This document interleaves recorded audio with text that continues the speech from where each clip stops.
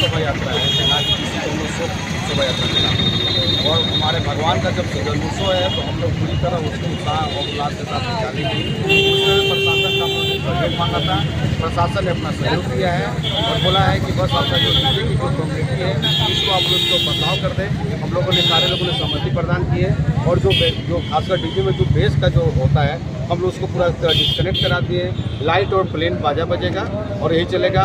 और सभी लोगों से मैं हार्दिक अपील करता हूँ कि शोभा यात्रा में बिना किसी भेदभाव, बिना किसी ईर्ष्या का और बिल्कुल शांतिपूर्ण कि राम सबके हैं, हमारे लिए राम सबके हैं और राम को ध्यान में रखते हुए हम आज भगवान राम का जन्मोत्सव है और जन्मोत्सव में सभी लोग पूरे सौहार्द और शांतिपूर्वक सब शोभा यात्रा सम्मिलित हो, ये हमारे लोग सब अपेक्षा रहेगी। और मेरे तरफ से श्री राम जन्मोत्सव शोभा यात्रा समिति की तरफ से सभी सारण वासियों, भारतवासियों को रामनवमी की हार्दिक शुभकामनाएं। जय श्री राम।